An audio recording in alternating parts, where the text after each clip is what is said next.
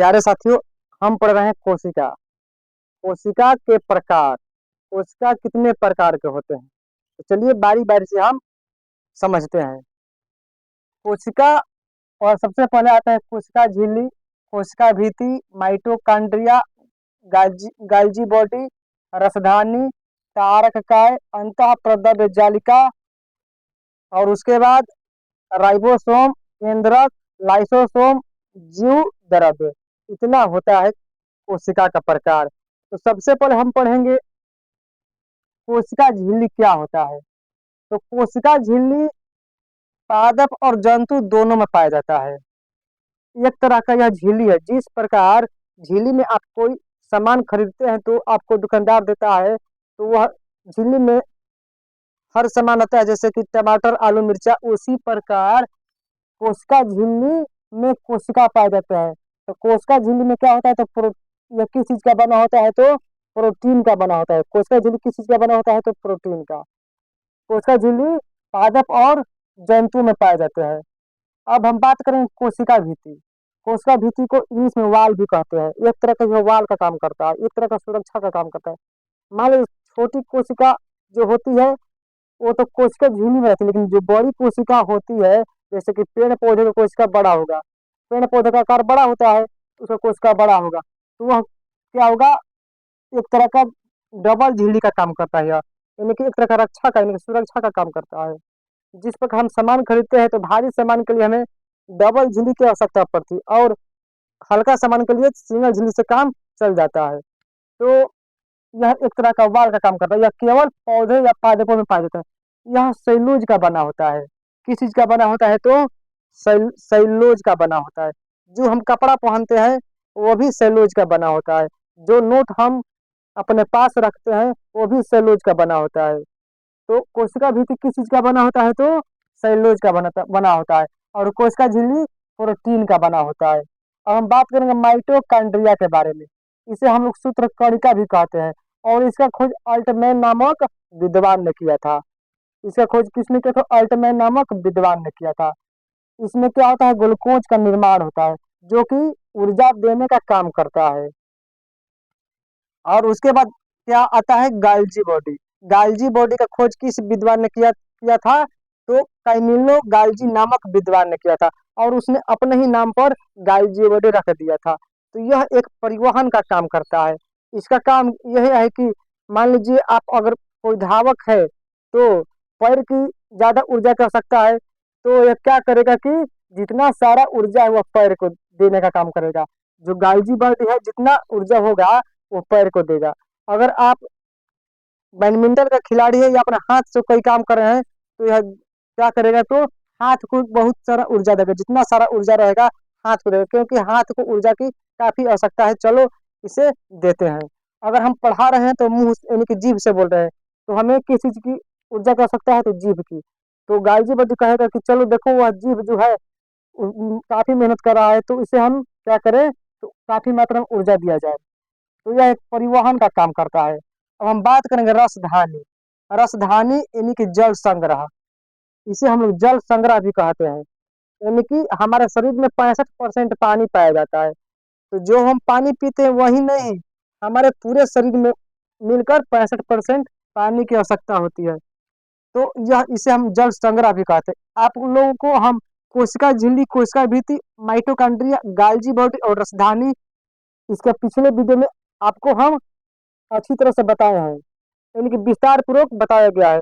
अगर आप लोग नहीं देखे होंगे तो आप लोग देख सकते हैं पिछले वीडियो को, तो आपको अच्छी तरह से समझ में आ जाएगा इन सब के बारे में। अब हम बात करेंगे तारक काय क्या कहलाता है। तारक काय को इंग्लिश में हम लोग सेंट्रोसोम कहते हैं। क्या कहते हैं हम लोग, तो सेंट्रोसोम कहते हैं। इसका खोज बोबरी नामक विद्वान ने किया। इसमें क्या होता है, तो कोशिका का विभाजन होता है, यानी कि एक कोशिका टूटकर दो कोशिका में बन जाते हैं। यानी कि इसे हम पुनः निर्माण भी कहेंगे। एक तरह का इसे हम लोग पुनः निर्माण भी कहेंगे। तो प्रश्न आता है कि सबसे अधिक कोशिका का विभाजन कहाँ होता है और सबसे कम कोशिका का विभाजन कहाँ होता है। तो सबसे अधिक कोशिका का विभाजन लीवर में होता है, यानी कि यकृत में होता है। जो यकृत होता है वहां पर कोशिका का विभाजन सबसे ज्यादा होता है। अगर कोई चाकू से आपके लीवर में वार कर दिया तो आप बच सकते हैं, क्योंकि यहाँ कोशिका की विभाजन सबसे ज्यादा पाया जाता है। और एक बात समझ लीजिए, जहां पर कोशिका का विभाजन सबसे ज्यादा होगा वहां कैंसर की खतरा ज्यादा रहता है, क्योंकि अगर ये विभाजन ज्यादा हुआ तो कैंसर लीवर में होना एकदम तय है, क्योंकि यहाँ पर अधिक कोशिका का विभाजन होता है। और सबसे कम कोशिका का विभाजन ब्रेन में होता है, क्योंकि यहाँ पर 90% जो होता है, तो यहाँ पर क्या पाया जाता है, सेंट्रोसोम पाया जाता है। 90% सेंट्रोसोम पाया जाता है, और 10% जो होता है अलग चीज पाया जाता है। तो वही 10% क्या करता है, कोशिका का विभाजन करता है, जबकि जो सेंट्रोसोम होता है ना, सेंट्रोसोम कोशिका का विभाजन नहीं करता है। तो इसलिए क्या होता है, ब्रेन में कभी कैंसर नहीं होता, लेकिन कभी कभी क्या होता है तो ब्रेन ट्यूमर होता है। तो वही जो 10% बाकी रहता है, उसी की वजह से क्या होता है, तो ब्रेन में ट्यूमर हो जाता है, जिससे बचना काफी मुश्किल होता है। तो सबसे अधिक कोशिका का विभाजन कहाँ होता है, तो लीवर में सबसे अधिक, सबसे कम तो ब्रेन में, क्योंकि यहाँ पर 90% राइबोसोम पाए जाते हैं। अब हम बात करेंगे अंतः प्रद्रव्य जालिका। अंतः प्रद्रव्य जालिका एक तरह का आंतरिक कंकाल होता है, आंतरिक सहायता प्रदान करता है। तो कोशिका में कोशिका जो होता है उसमें भी पानी का भरा हुआ होता है, क्योंकि अगर नहीं रहेगा तो वो पचक जाएगा, तो पचक जाएगा तो दिक्कत होगा। इसलिए इसमें क्या रहता है, तो एक तरह का आंतरिक कंकाल का काम करता है या आंतरिक सहायता देता है। तो इसमें दो होते हैं, एक स्मूथ और एक रफ होता है। स्मूथ इनकी ईआर जो कि वसा बनाता है, इनकी इसमें क्या होता है, वसा का निर्माण होता है। और जो होता है रफ, इसमें क्या होता है, प्रोटीन का निर्माण होता है। तो स्मूथ जो होता है चिकना होता है, कैसा, मान लीजिए स्मूथ हो गया, ये चिकना यहाँ पर है तो स्मूथ होगा। ये रफ है, इनकी ऊबड़ खाबड़, या क्या होता है उसको, जैसे कि थोड़ा अलग किस्म का रहेगा, वो रगड़ने पर वहाँ मालूम पड़ेगा कि यह खुरदरा है। तो स्मूथ यानी कि चिकना रहेगा। तो यहाँ पर क्या होता है, तो वसा का निर्माण इसमें होता है। और इसमें क्या होता है, तो प्रोटीन का निर्माण होता है, जो कि राइबोसोम प्रोटीन का निर्माण करता है। तो इसमें कौन प्रोटीन का निर्माण करता है, तो राइबोसोम। तो ये था हमारा अंतः प्रद्रव्य जालिका। अब हम बात करेंगे राइबोसोम के बारे में।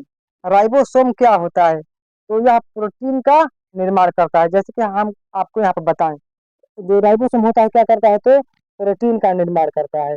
इसमें प्रोटीन का निर्माण होता रहता है, इसलिए इसे हम प्रोटीन का फैक्ट्री भी कहते हैं। जिस प्रकार किसी आप फैक्ट्री में जाते हैं, जैसे मान लीजिए आप स्टील फैक्ट्री में जाते हैं, तो वहाँ पर स्टील बनता है, इसलिए स्टील फैक्ट्री कहते हैं, इसलिए इसे हम लोग प्रोटीन फैक्ट्री भी कहते हैं। अब हम बात करेंगे केंद्रक के बारे में।